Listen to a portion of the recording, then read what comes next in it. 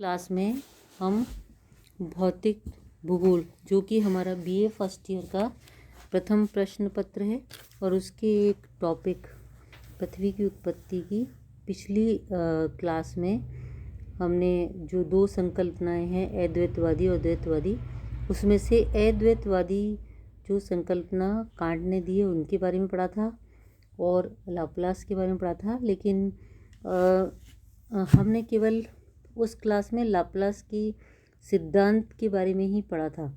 उसका जो मूल्यांकन या उनके जो सिद्धांत के विरोध में जो तथ्य दिए जाते हैं उनके बारे में मैं कुछ थोड़ा सा इस क्लास में बताना चाहूँगी। तभी हम इसके बाद अगला जो द्वैतवादी संकल्पनाएं हैं पृथ्वी की उत्पत्ति के बारे में उनका अध्ययन करेंगे। तो लाप्लास ने जो अपनी परिकल्पना दी थी वैसे वो कांट की परिकल्पना से थोड़ी ज़्यादा उपयुक्त मानी जाती है, क्योंकि उसमें इन्होंने पृथ्वी की उत्पत्ति की समस्या की भी हल की थी और उसकी रचना, उसका स्वभाव, इन सब के बारे में भी बताया था। और साथ में ये भी बताया था कि शुरू में तो जितने भी मौलिक पदार्थ थे जिनसे ग्रह बने वो गैस की अवस्था में थे, धीरे धीरे ठंडे होते गए और तरल अवस्था में, और बाद में ठोस भूपटल का निर्माण हो गया। लेकिन धीरे धीरे विद्वानों ने बताया कि अब पृथ्वी जब उत्पत्ति हुई तो शुरू से ही ठोस रूप में ही रही होगी। इसी तथ्य के चलते हुए हम 2-3 ये पॉइंट्स हैं जिनके आधार पर ये कह सकते हैं कि लाप्लास की परिकल्पना में भी कुछ कमियां थी। पहली कमी तो ये थी कि जो सौरमंडल है या सौर मंडल है उसके जितने भी ग्रह हैं वो कोणीय आवेग जो होता है उसके लिए ये कहा जाता है कि भाई वो प्रारंभ में मौलिक नीहारिका में व्याप्त था और जैसे जैसे नीहारिका घूमने लगी और अधिक तेज़ी से घूमने लगी तो नीहारिका के लिए तोड़ने के लिए पर्याप्त था। लेकिन ऐसा नहीं है, वो इतना पर्याप्त नहीं था। तो फिर इस तथ्य से ये परिकल्पना तो वैसे ही गलत सिद्ध हो जाती है। और ये कहा गया इस परिकल्पना में कि नीहारिका से 9 छल्ले क्यों निकले, ये 9 से अधिक भी निकल सकते थे। तो ये जो 9 छल्ले निकलने की बात है ये लाप्लास अपनी तरफ से बता नहीं पाए। और तीसरा जो मुख्य है तथ्य था कि नीहारिका के जितने भी कण होते हैं वो अल्प पारस्परिक संलग्नता अर्थात स्मॉल डिग्री ऑफ, जैसे आप ये कह सकते हैं कि मतलब जैसे उनकी जो बहुत कम रूप में आपस में जुड़े हुए हैं, उसके द्वारा जो छल्ले निकलने का क्रम था वो उस क्रिया में अवकाश तो हो ही नहीं सकता। फिर इसके बाद लगातार जैसे 9 छल्ले निकले और उसके बाद निकलना बंद हो गया। इन सब तथ्यों को देखते हुए इस परिकल्पना को की भी काफ़ी आलोचना हुई। और अगर हम ये मान के चलते हैं कि सूर्य जो है वो नीहारिका का ये एक भाग है तो तरल अवस्था में होने के कारण सूर्य के बीच में भी उभार होना चाहिए था। लेकिन और साथ में भाई ये लगे कि हो सकता है एक नया छल्ला फिर पृथक होकर के निकलने वाला है, लेकिन ऐसा फिर नहीं हुआ। तो ये जो कुछ परिकल्पनाएं थी या कुछ कमियां थी इस परिकल्पना में वो हमें ये बताती हैं कि हाँ लाप्लास की परिकल्पना में भी काफ़ी अधिक कमियां नज़र आती हैं। अब लाप्लास ने शुरू में ये भी माना था कि एक गतिशील और गर्म नीहारिका थी। गतिशील, आप बार बार मैं बात बता रही हूँ आपको कि गतिशील का मतलब होता है एक स्थान से दूसरे स्थान पर जाने वाली चीज़। तो अब ये नीहारिका कहाँ से आई और साथ में उसमें गर्मी और गति कहाँ से पैदा हुई, ये इन प्रश्नों का उत्तर भी इस परिकल्पना से नहीं मिलता है। और साथ ही जैसे अब ये परिकल्पना ये कहती है कि जितने भी ग्रह हैं और उपग्रह हैं वो अपने पिता ग्रहों की दिशा में घूमनी चाहिए उनको इस परिकल्पना के अनुसार। लेकिन हम देखते हैं कि आप देखना कभी भी जब हम ग्रहों का अध्ययन करते हैं तो हम देखते हैं कि शनि और बृहस्पति के जो उपग्रह हैं वो अपने जिस ग्रह से वो बने हैं अपने उस पिता ग्रह के विपरीत दिशा में भ्रमण करते हैं। अब जैसे कि जो लाप्लास है वो अपनी परिकल्पना के समय केवल ऐसे ही उपग्रहों का पता लगा पाए थे जो कि अपने पिता ग्रह के चारों तरफ घूमते थे। बाद में बताया उन्होंने कि भाई जब बाद में जब उन्हें ये पता लगा या शायद उन्हें तो ये पता ही नहीं था कि अन्य जितने भी उपग्रह जैसे कुछ जो अपने पिता ग्रह की विपरीत दिशा में घूमते हैं उनके बारे में उन्हें पता ही नहीं लग पाया था। इन सब को देखते हुए लगता है कि लाप्लास की परिकल्पना भी एक कल्पना मात्र थी और इसीलिए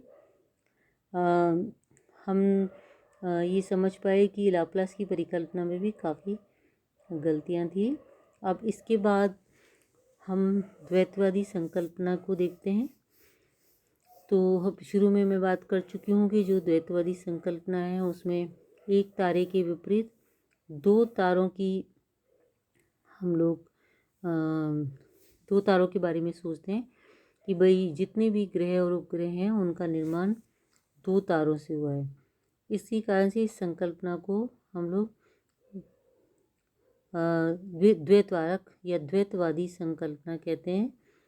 चैम्बरलिन और मोल्टन ने अपनी ग्रहाणु परिकल्पना इसी संकल्पना को ध्यान में रखते हुए दी है। जेम्स जीन्स और जेफरीज ने अपनी ज्वारीय परिकल्पना दी है। एच.एन. रसेल ने अपनी द्वैतवारक परिकल्पना दी है। इनकी इस परिकल्पना में तो ये और कि जैसे इसमें सूर्य के अलावा भी दो और तारे थे, तो चूँकि द्वैतवादी परिकल्पना में केवल हमारे कोर्स में ऑटो श्मिट की परिकल्पना आती है, तो उसके बारे में हम विस्तृत रूप से जानकारी प्राप्त करेंगे और जेम्स जीन्स के बारे में भी मैं इसमें बात करूंगी आपसे।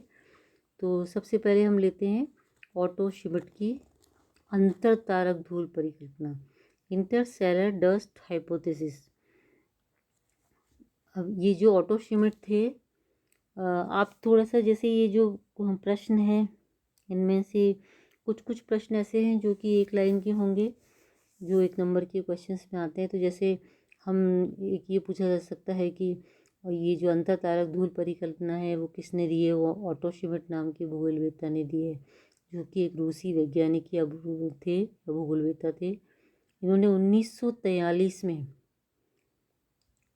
सौर मंडल की उत्पत्ति के बारे में बताया था। उनकी इस परिकल्पना के आधार पर हम ये कह सकते हैं कि सूर्य और ग्रह, उन दोनों के बीच में जितने भी ग्रह और सूर्य हैं उन सब के बीच में जो कोणीय आवेग है उसमें अंतर पाया जाता है। और इसी कारण से, या दूसरे शब्दों में आप कह सकते हैं जितने भी ग्रह हों उनकी संरचना में अंतर पाया जाता है। सूर्य के करीब तो बहुत भारी पदार्थ वाले ग्रह पाए जाते हैं और दूर हल्के पदार्थ वाले ग्रह पाए जाते हैं। और इन सब ग्रहों की गतियों में भी अंतर पाया जाता है।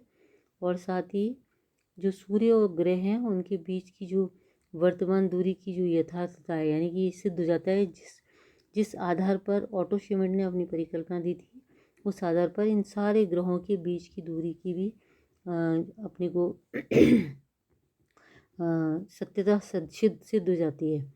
और ये कहा जाता है कि जो श्मिट की जो परिकल्पना थी उसकी एक सबसे बड़ी विशेषता ये मानी जाती है कि उन्होंने ग्रहों की उत्पत्ति गैस और धूल कणों से मानी है।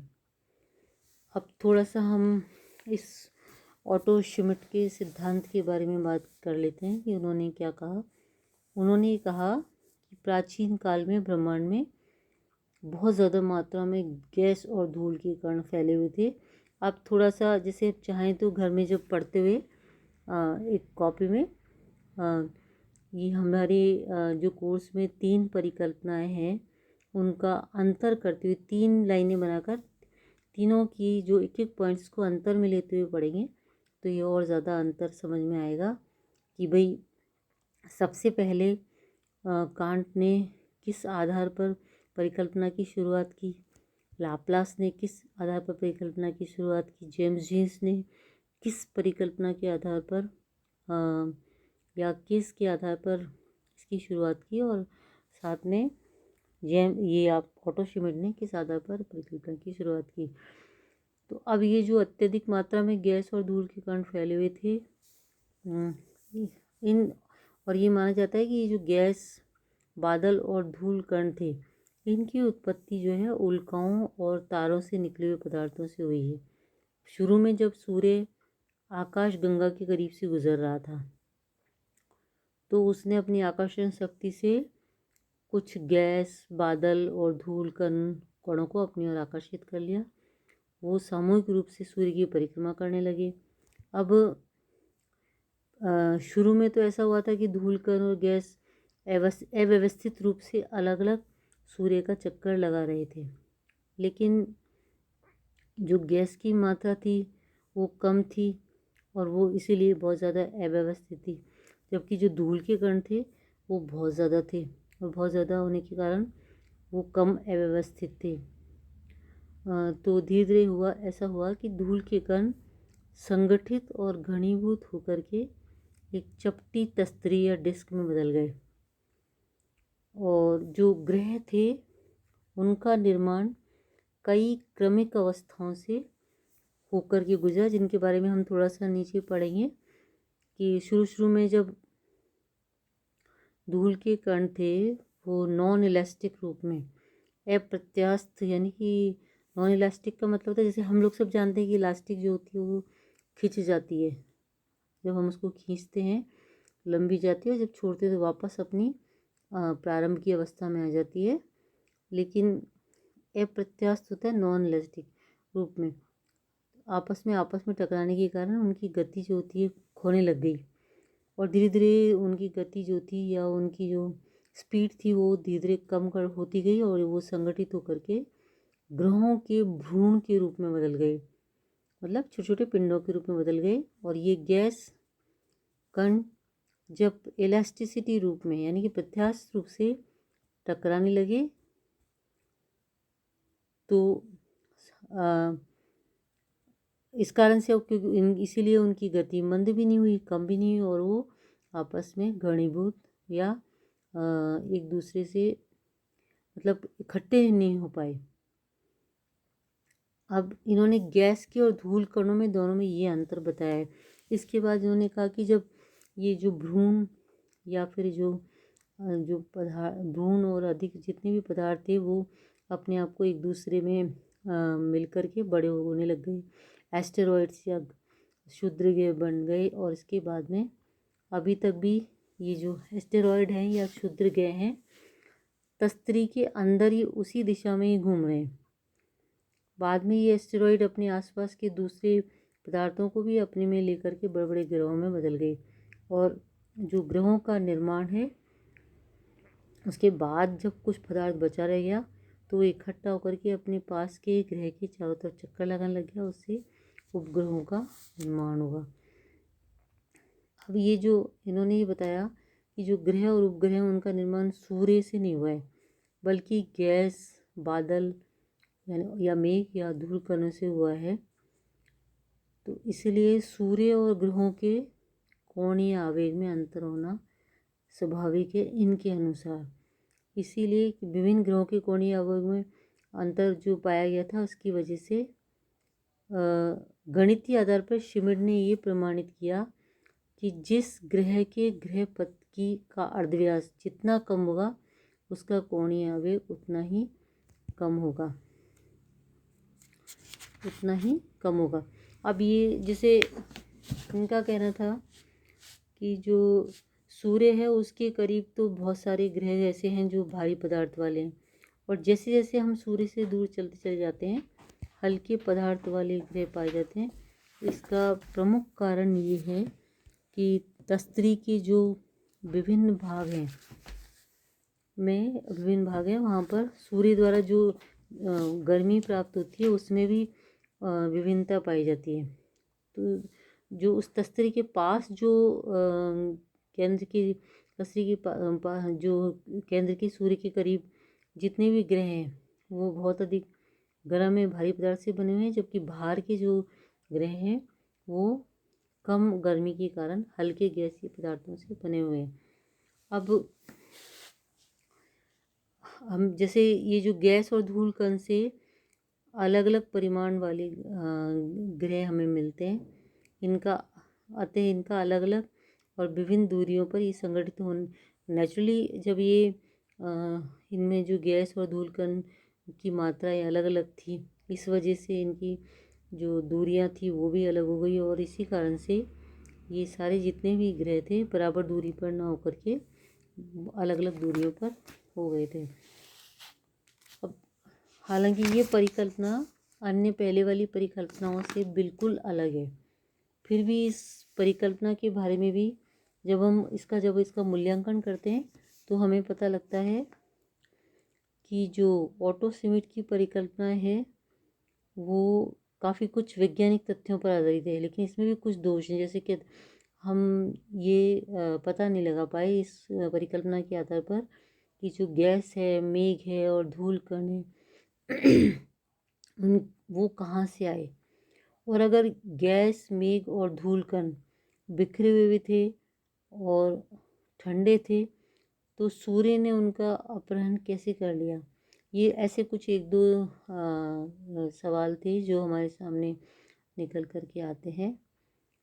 हालांकि देखा जाए तो जो ऑटो श्मिट का जो सिद्धांत है वो उसकी जो मान्यता है वो लगातार ही बढ़ती चली जा रही है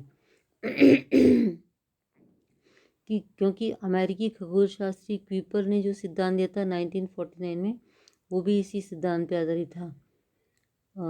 और अभी भी लोग ये जो ऑटो श्मिट का जो या क्यूपर का सिद्धांत है उसी के प्रतिपादन में लगे हुए हैं।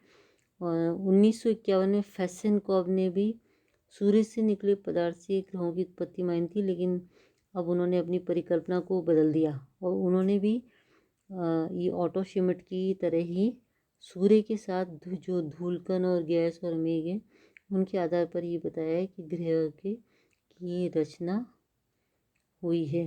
इस तरीके से हमने ये आपको कुछ मुख्य परिकल्पनाएं इसके आधार पर बताई थी। हालांकि अभी भी जैसे एक बिग बैंग और स्फीति सिद्धांत भी इस द्वैतवादी परिकल्पना के अंतर्गत आता है, और साथ में ये जो उरे ने 1951 में, एजवर्थ ने 1949 में, गोल्ड ने 1956 में अपने ठोस पदार्थों की संगठन के आधार पर भी अपनी परिकल्पना को दिया है। तो जैसे एक ड्रोगोसेवस्की ने बृहस्पति सूर्य द्वैतवाद परिकल्पना दी है। तो ये कुछ जो परिकल्पनाओं के अध्ययन के बाद हम इस क्लास में तो अभी इन परिकल्पनाओं का ही वर्णन करेंगे। अगली क्लास में मैं दूसरे टॉपिक को लूँगी।